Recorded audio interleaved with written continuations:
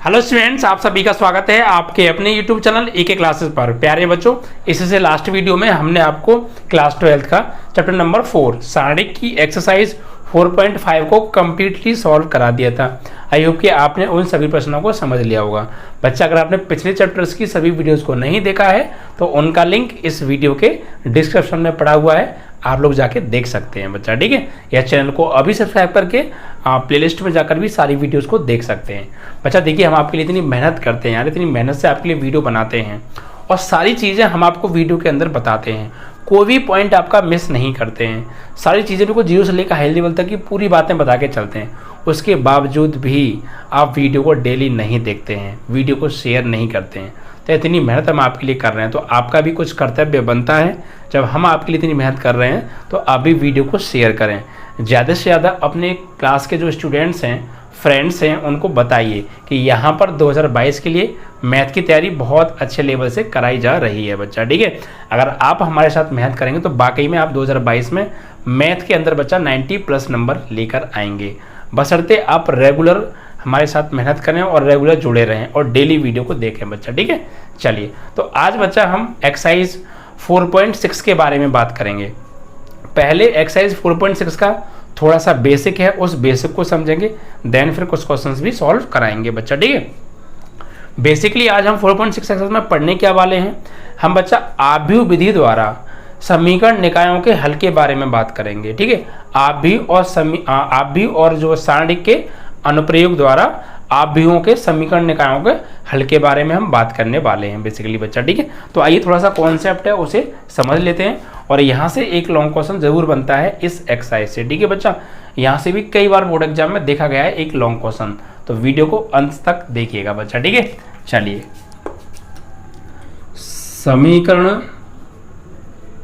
समीकरण निकायों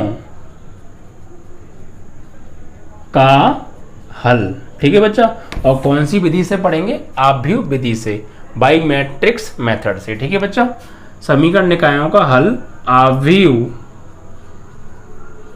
विधि द्वारा। ठीक है बच्चा, इसके बारे में हम यहाँ पे डिटेल में पढ़ेंगे। तो बेसिकली बच्चा जो समीकरण निकाय होते हैं वो 2 वेरिएबल में भी हो सकते हैं या 3 वेरिएबल में भी हो सकते हैं। ठीक है, तो यहाँ पर हम 3 वेरिएबल में लेके चलेंगे बच्चा। ठीक है, तो हम मानेंगे माना हमारे पास समीकरण निकाय हैं कुछ बच्चा। क्या है, समीकरण निकाय।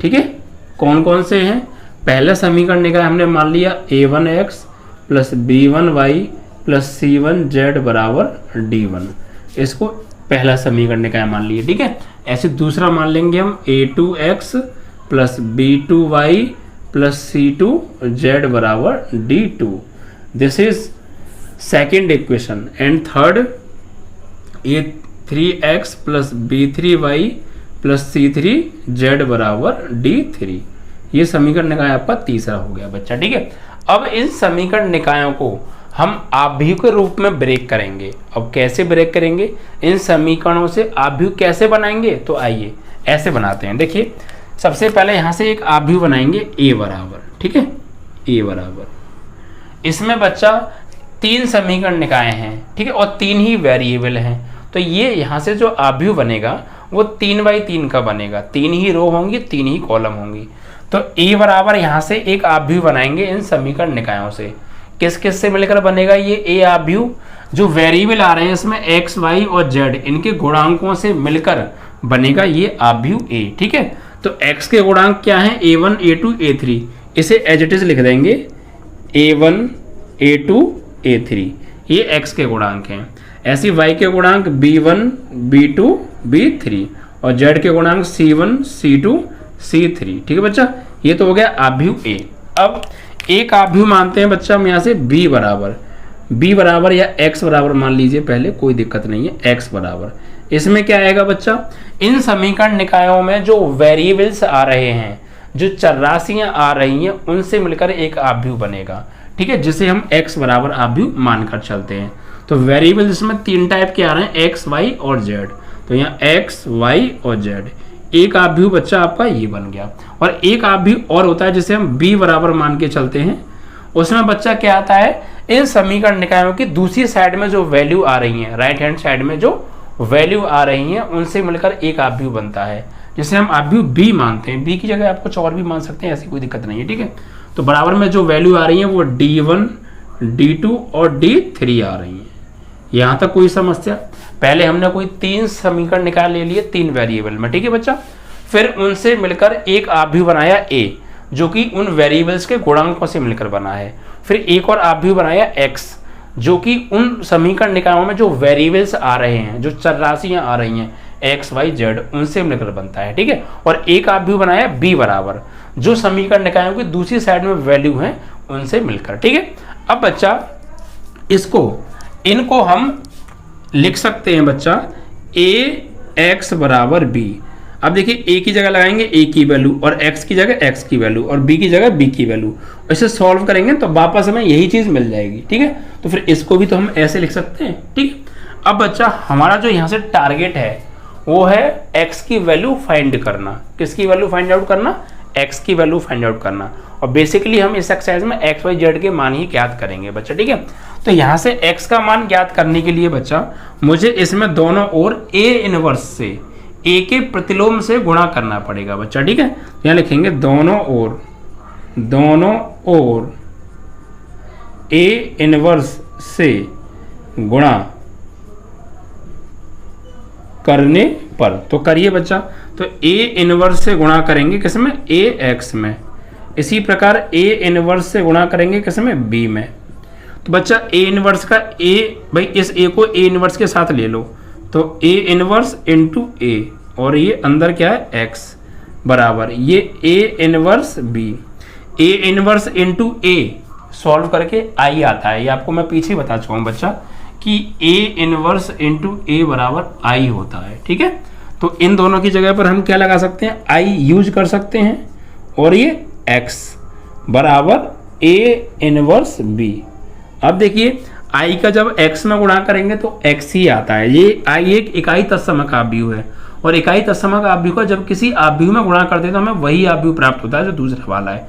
तो I इकाई तत्समक आव्यूह है, इसका गुणा जब मैं X में करूँगा तो मुझे X आव्यूह ही मिलेगा बराबर, और ये A इनवर्स B आपका चल रहा है। यही है बच्चा आव्यूह विधि। इसी को हम बोलते हैं आव्यूह विधि, ठीक है, मैट्रिक्स मेथड, ठीक है। यही मेन है फॉर्मूला। समीकरण निकायों को आव्यूह विधि से सॉल्व करने के लिए आपको ये फॉर्मूला आना चाहिए। तो ये फॉर्मूला मैंने आपको पूरा ड्राइव करके दिखा दिया, ठीक है। X is equal to A inverse B, इसी का यहाँ पर काम चलने वाला है। और बच्चा ये फॉर्मूला तभी अप्लाई होगा जब ये जो हमें आव्यूह दे रखा है A, इसकी जब हम सारणिक वैल्यू निकालेंगे तो इसकी जो सारणिक वैल्यू है वो सारणिक A does not equal to 0 हो। ये फॉर्मूला तभी काम करेगा, ये बात ध्यान रखिएगा, ठीक है। अगर सारणिक A बराबर 0 आ गया तो ये फॉर्मूला काम नहीं करेगा, ओके। चलिए अब देखिए आगे थोड़ी सी बात और समझेंगे। यहाँ तक कोई समस्या? 3 समीकरण निकाल ले लिए 3 वेरिएबल में, उनसे मिलकर एक आव्यूह बनाया A, एक आव्यूह X बराबर, एक आव्यूह B बराबर। इसको हम लिख सकते हैं AX बराबर B, क्योंकि A की जगह A की वैल्यू, X की जगह X की वैल्यू और बराबर B की जगह B की वैल्यू लगा के जब सॉल्व करेंगे तो वापस हमें यही चीज़ मिल जाएगी। तो इसको भी हम ऐसे लिख सकते हैं, ठीक है। अब यहाँ से हमारा जो टारगेट है वो है find the value of X, means कि X की वैल्यू ज्ञात करना। तो उसके लिए क्या करना पड़ेगा? हमें दोनों ओर A इनवर्स से पहले गुणा करना पड़ेगा, ठीक है। फिर हमने गुणा कर दिया तो A इनवर्स इंटू A क्या होता है? I होता है, और X आपका चल रहा है, और A इनवर्स B भी आपका एज इट इज चल रहा है। जब I का X आव्यूह में गुणा करेंगे तो हमें X आव्यूह ही प्राप्त होगा, और बराबर में A इनवर्स B। यही हमारा आव्यूह विधि का फॉर्मूला है बच्चा, ठीक है, जो कि आपको याद रखना है, ओके। चलिए अब बच्चा कुछ चीज़ें और हैं, थोड़ा सा इन्हें डिटेल में समझते हैं, ओके। इसके लिए बच्चा ये हमें हटाना पड़ेगा यहाँ से, ठीक है।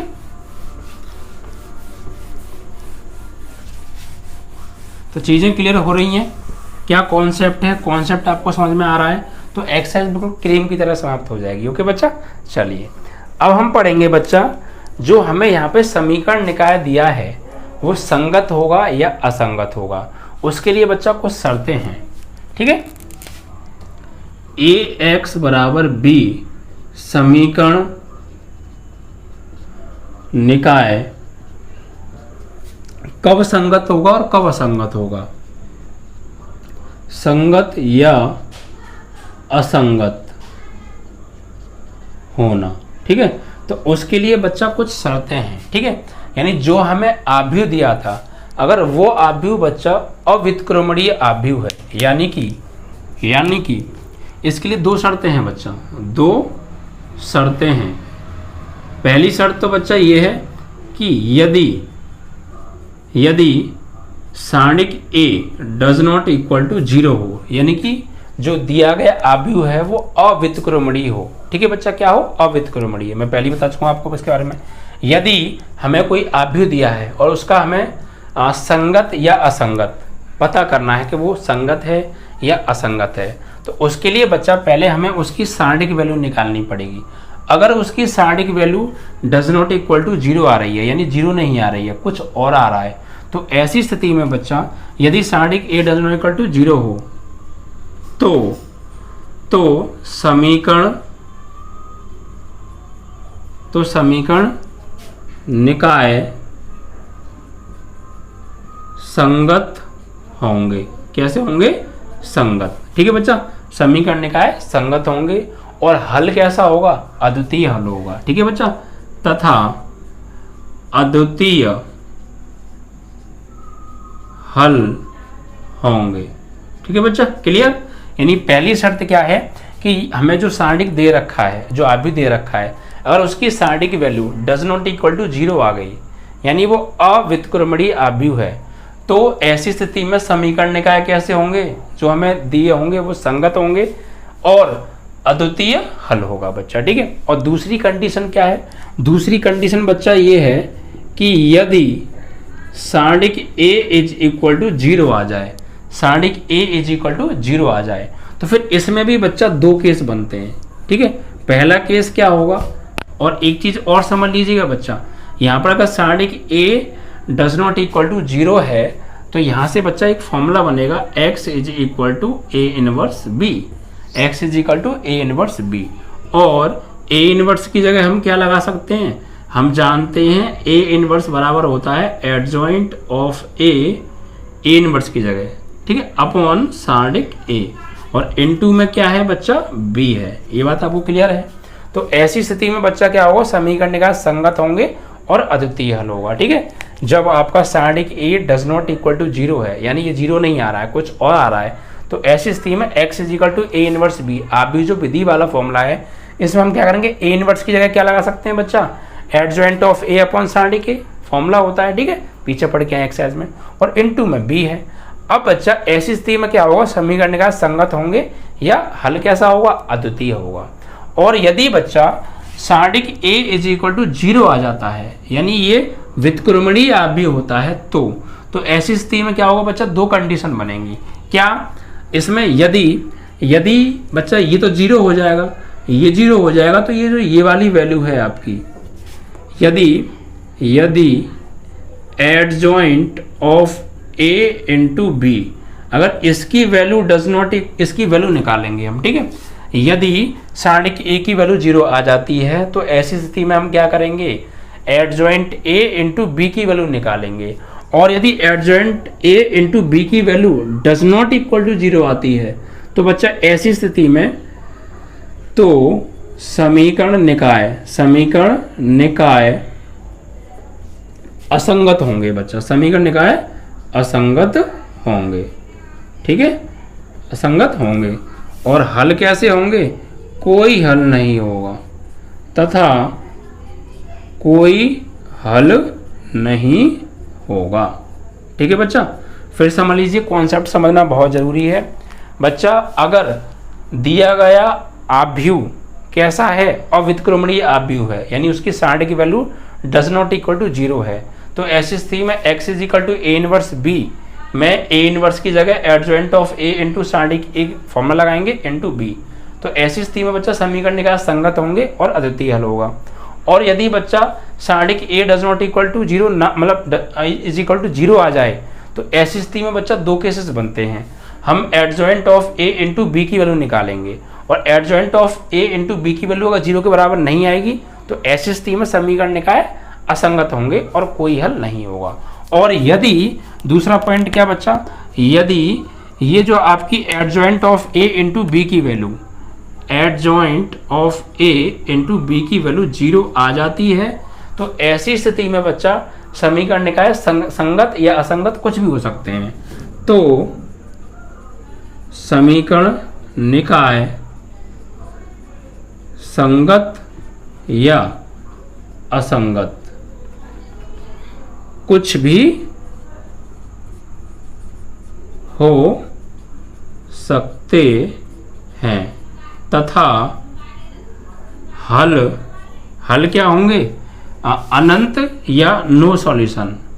हल अनंत या कोई हल नहीं होंगे, कोई हल नहीं होंगे। ठीक है, ऐसी स्थिति में पहले हमें कुछ नहीं पता हुआ कितने हल होंगे, तो इसके लिए हमें पहले इसको थोड़ा सा सॉल्व करना पड़ेगा, x की वैल्यू निकालनी पड़ेगी, तब जाके हम क्लियर कह पाएंगे किस टाइप के यहाँ पे सॉल्यूशन होंगे बच्चा। ठीक है, तो ये 3 पॉइंट आपको विशेष ध्यान रखने हैं। जब सारणिक a does not equal to 0 आएगा तो x is equal to a inverse b, a inverse की जगह adjoint of a into B upon सारणिक a की वैल्यू लगा देंगे बच्चा, ये वैल्यू लगा देंगे a इनवर्स की और इंटू में b है। तो ऐसी स्थिति में बच्चा समीकरण निकाय संगत और अद्वितीय हल होते हैं। और यदि सारणिक a इज इक्वल टू 0 आ जाता है तो 2 केस बनेंगे, adjoint of a into B की वैल्यू निकालेंगे, अगर वो डज नॉट इक्वल टू 0 आती है तो ऐसी स्थिति में जो है आपके कोई हल नहीं होता है बच्चा। ठीक है, कोई हल, समीकरण निकाय असंगत होंगे और कोई हल नहीं होगा। और यदि adjoint of a into B की वैल्यू 0 के बराबर आ जाती है तो समीकरण निकाय संगत या असंगत कुछ भी हो सकते हैं, और नो सॉल्यूशन या मैनी सॉल्यूशन भी हो सकता है। इसके लिए पहले हमें थोड़ा सा सॉल्व करना पड़ेगा और वहां से x की वैल्यू निकालनी पड़ेगी, तब हम क्लियरली कह पाएंगे बच्चा। ठीक है, तो ये छोटा सा कॉन्सेप्ट था, आप लोग ध्यान रखिएगा। जब भी कभी समीकरण निकाय को संगत या असंगत आप पूछे वो, तो आप पहले उसकी डिटरमिनेंट वैल्यू फाइंड आउट कीजिएगा। ठीक है बच्चा, और अगर determinant value does not equal to 0 आएगी तो आप यहाँ से सॉल्व करेंगे बच्चा। ठीक है, और इज इक्वल टू 0 आएगी तो ये 2 केसेस बनेंगे, और इसमें विशेष ध्यान रखिएगा, अगर adjoint of a into B की value does not equal to 0 है तो समीकरण निकाय असंगत होंगे और कोई हल नहीं होगा, और एडजॉइंट a इंटू बी की वैल्यू 0 के बराबर है तो समीकरण निकाय संगत और असंगत कुछ भी हो सकते हैं बच्चा।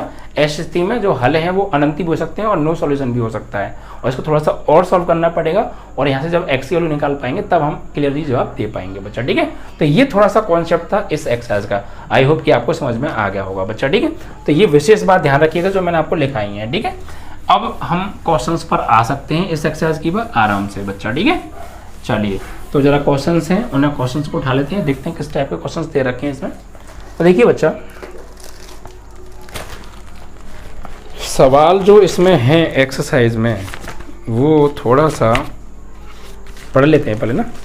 4.6 इसमें क्या कहा है, निम्नलिखित प्रश्नों में 1 से 6 तक दी गई समीकरण निकायों के संगत अथवा असंगत के रूप में वर्गीकृत कीजिए। यानी यहाँ पर हमें कुछ समीकरण निकाय दे रखी हैं, उन्हें संगत और असंगत के रूप में जो वर्गीकृत करना है, उनको अलग अलग करना है। ठीक है बच्चा, तो कोई दिक्कत नहीं है, वो अभी जो कॉन्सेप्ट बताया था वो आपको पता होना चाहिए। तो बच्चा पहला सवाल है, क्या कह रहा है, हमें यहाँ समीकरण निकाय दे रखे हैं, समीकरण निकाय क्या दे रखे हैं, x plus 2y is equal to 2, ये पहला समीकरण निकाय है, और 2x plus 3y is equal to 3, ये दूसरी समीकरण निकाय है। बच्चे यहाँ 2 वेरिएबल में समीकरण निकाय दे रखे हैं, तो मैंने आपको क्या बताया, 2 वेरिएबल में मिल सकते हैं आपको या 3 में भी मिल सकते हैं, कॉन्सेप्ट आपका वही रहेगा। ठीक है, सबसे पहला बच्चा इसका समीकरण निकाय संगत होंगे या असंगत होंगे, यही तो हमसे पूछा है, तो उसके लिए हमें इसकी सारणी की वैल्यू निकालनी पड़ेगी, और सारणी की वैल्यू निकालने के लिए पहले यहाँ से हमें एक आव्यूह बनाना पड़ेगा बच्चा। ठीक है, तो यहाँ पर हम क्या करेंगे, यहाँ मानेंगे, माना आव्यूह a बराबर, इसमें क्या लिखे जाएंगे, चर राशियों के गुणांकों से मिलकर आव्यूह बनेगा, ये चर राशियों के गुणांकों से मिलकर। तो यहाँ पर x का गुणांक कितना है 1 और यहाँ पे 2, तो 1 और 2, यहाँ पे y का गुणांक कितना है 2 और यहाँ पे y का गुणांक 3, ये आव्यूह बन गया बच्चा। ठीक है, अब यहाँ से आगे क्या करेंगे बच्चा, आगे एक आव्यूह बनेगा यहाँ से x बराबर, इसमें क्या आएगा बच्चा, ये समीकरण निकायों में जो वेरिएबल्स आ रहे हैं आपके, 2 टाइप के वेरिएबल आ रहे हैं, एक x और एक y, तो उनको यहाँ पे आप लिख देंगे, और एक आव्यूह बनाएंगे आप b बराबर, ये किससे मिलकर बनेगा, इन वेरिएबल्स के, यानी जो आपके जो समीकरण निकाय हैं इनके बराबर में जो वैल्यू दे रखी है उनसे, तो बराबर में 2 और 3 है, तो 2 और 3, इस तरीके से हम आव्यूह बनाएंगे बच्चा। ठीक है, अब इसकी वैल्यू निकालेंगे सारणिक वैल्यू। सारणिक वैल्यू कैसे निकालते हैं बच्चा, यहाँ से देखिएगा बच्चा, यहाँ पे प्लस आएगा और यहाँ माइनस आएगा, ठीक है। तो यहाँ पहले +1, अब इस 1 से होके जाने वाली पंक्ति और स्तंभ दोनों को हटा दो तो बचेगा क्या बच्चा 3, फिर -2, अब इस 2 से होके जाने वाली पंक्ति और स्तंभ दोनों को हटा दो बचेगा क्या ये वाला 2, ठीक है। अब इसको सॉल्व करेंगे तो सारणिक A बराबर 3 और -2 दूनी 4, तो फाइनली सारणिक A की जो वैल्यू आ रही है वो -1 आ रही है, डज नॉट इक्वल टू 0 है बच्चा, ठीक है। यानी सारणिक A की जो वैल्यू है, जो डिटर्मिनेट वैल्यू है, वो डज नॉट इक्वल टू 0 आ रही है, यानी -1 आ रही है, 0 तो नहीं आ रही है ना। 0 आती तो इक्वल टू 0 होती, बट 0 नहीं आ रही है, 0 के सिवा कुछ और आ रहा है, यानी -1 आ रहा है, तो डज नॉट इक्वल टू 0 होगा। तो यहाँ पर लिखेंगे चूंकि सारणिक A does not equal to 0 है, इसलिए समीकरण निकाय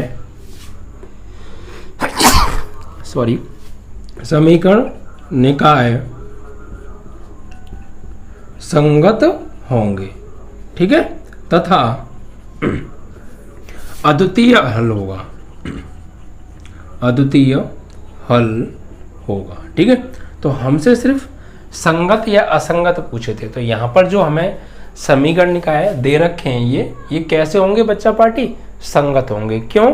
क्योंकि सारणिक वैल्यू जो है यहाँ से इनसे मिलकर जो आव्यूह बना है और उसकी जो सारणिक वैल्यू है उसका जो डिटर्मिनेट वैल्यू जो हमने निकाली है, सारणिक वैल्यू जो निकाली है वो डज नॉट इक्वल टू 0 आ रही है, और जब सारणिक value does not equal to 0 आती है तो समीकरण निकाय संगत होते हैं और हल अद्वितीय होते हैं। ये मैंने अभी आपको बेसिक में बताया था, ठीक है बच्चा।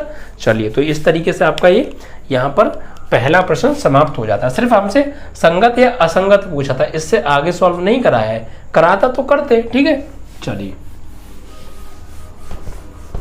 x की और y की वैल्यू नहीं निकलवाई है, सिर्फ संगत या असंगत बताओ, इतना कहा था प्रश्न के अंदर, तो सिर्फ इतना ही करना पड़ेगा फिर हमें, ठीक है।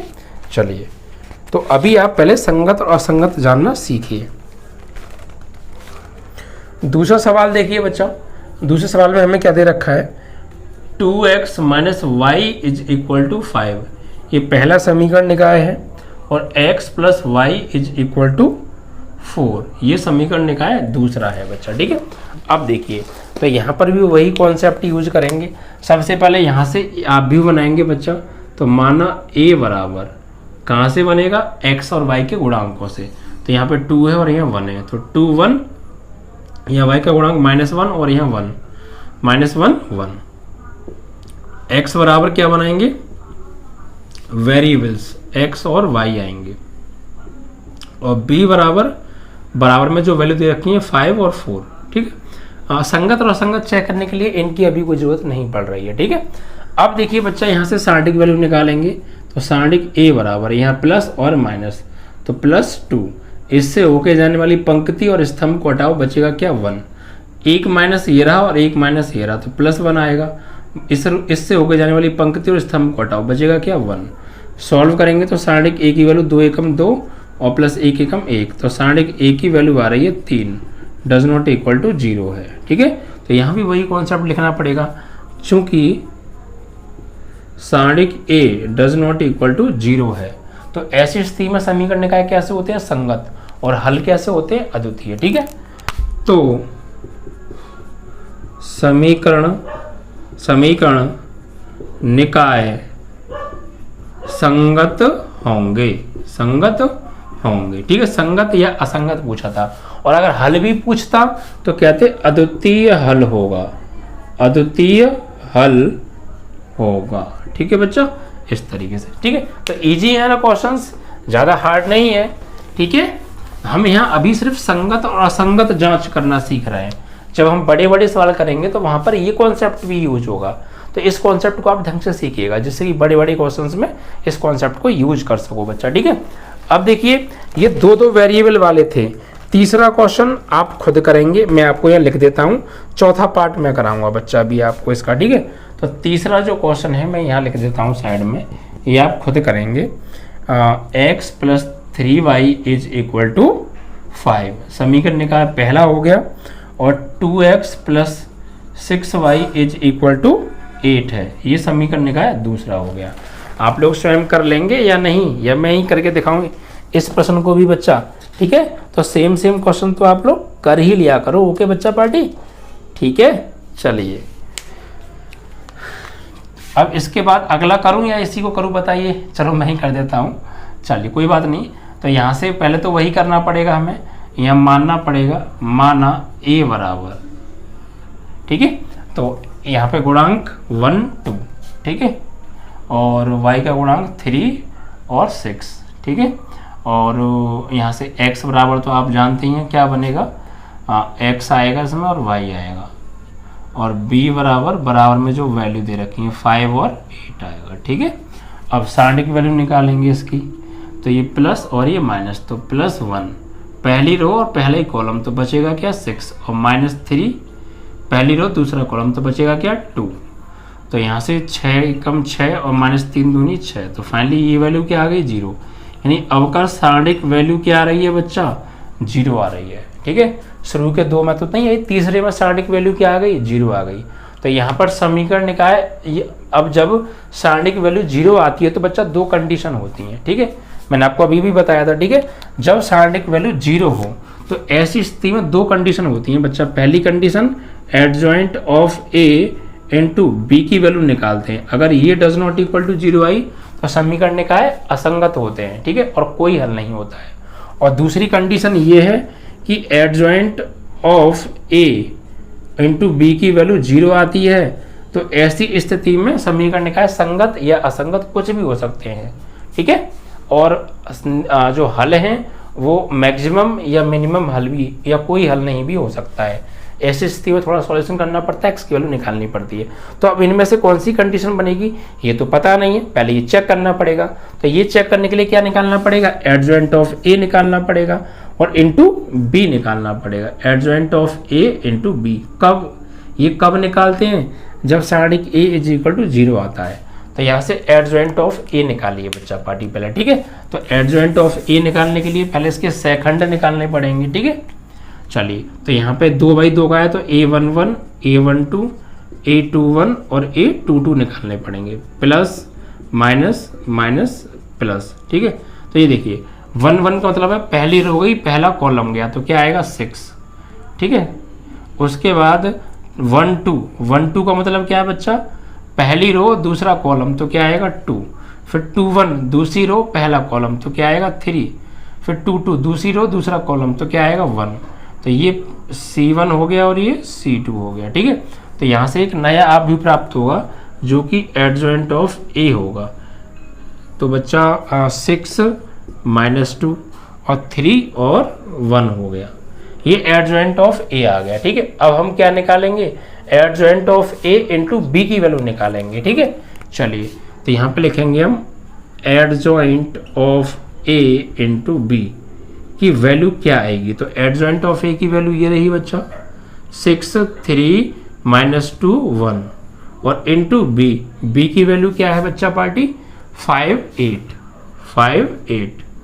अब इसका मल्टीप्लाई करो, रो का कॉलम में करेंगे बच्चा, रो का कॉलम में करते हैं। तो देखिए फर्स्ट रो का फर्स्ट कॉलम में 6 पंजे 30 और 3 अट्ठे 24। फिर इसका इसमें करेंगे तो -2 का 5 में करेंगे तो कितना हो जाएगा, -2 का करेंगे बच्चा हम फर्स्ट रो का फर्स्ट कॉलम में हो गया।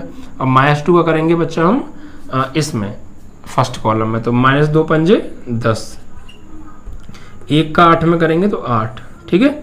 चलिए अब सॉल्व करते हैं, तो कितना हो गया ये 54 और ये कितना आ गया 10 में से 8 गया -2। इस तरीके से ये हमें मिल रहा है बच्चा, ठीक है।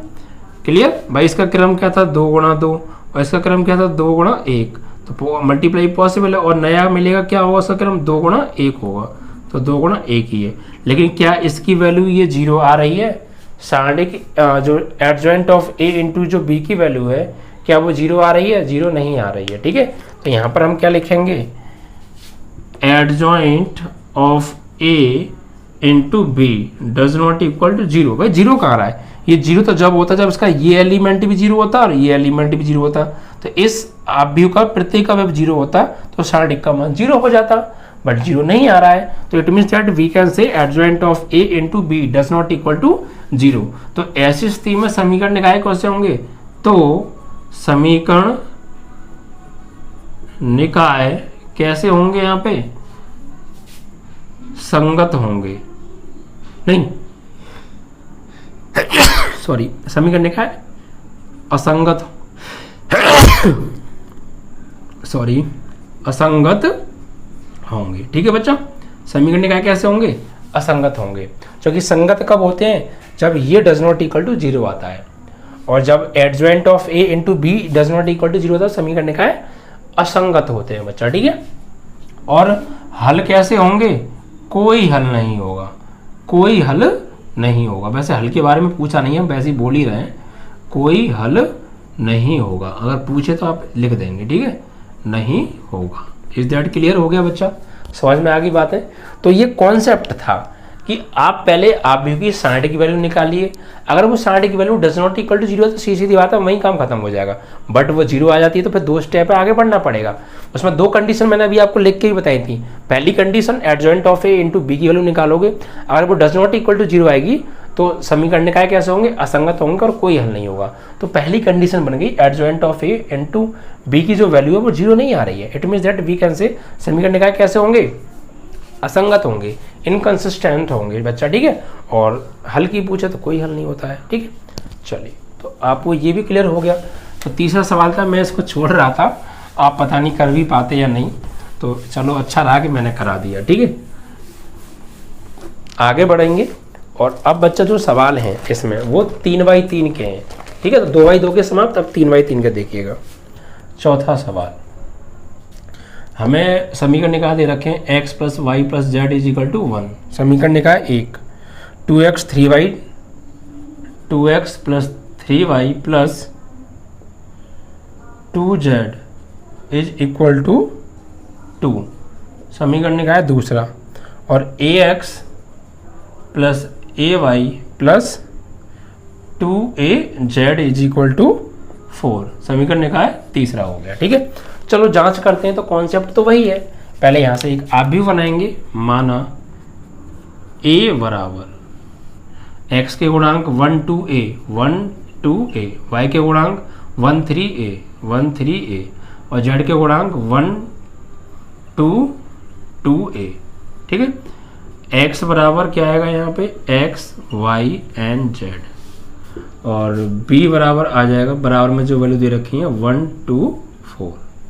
ठीक है, अब इसकी 60 की वैल्यू निकालेंगे, तो प्लस माइनस प्लस, तो first row and first column गया, तो क्या बचेगा यहाँ पे, 3 का 2a में करेंगे 6a, और माइनस a का 2 में करेंगे 2a, फिर माइनस के 1, तो फर्स्ट रो सेकंड कॉलम, तो 2 का 2a में होगा तो 4a, माइनस a का 2 में होगा तो 2a, फिर प्लस के 1, तो फर्स्ट रो थर्ड कॉलम, तो 2 का a में होगा तो 2a, और 3 का a में होगा तो 3a।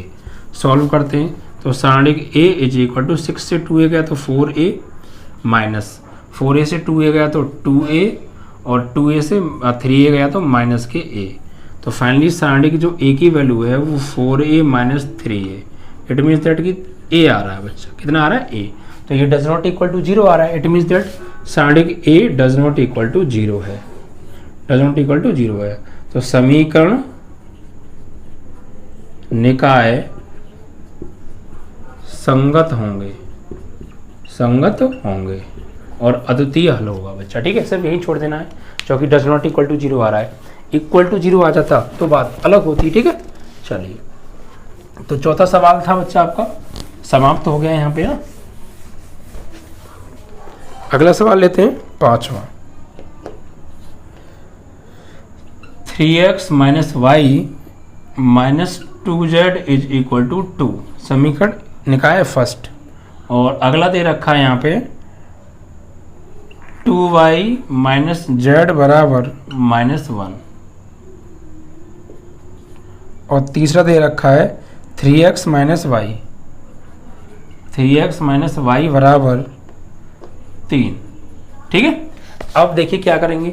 तो यहाँ पर कुछ वेरिएबल्स गायब हैं समीकरण निकायों में से, तो जो वेरिएबल्स गायब हैं उनकी जगह पर 0 मान के चलेंगे बच्चा पार्टी हम, ठीक है। यानी यहाँ पर देखिए x नहीं है तो हम चाहें तो यहाँ पे 0x प्लस कर सकते हैं, और यहाँ z नहीं है तो यहाँ पे 0z प्लस कर सकते हैं, नो प्रॉब्लम, ठीक है बच्चा।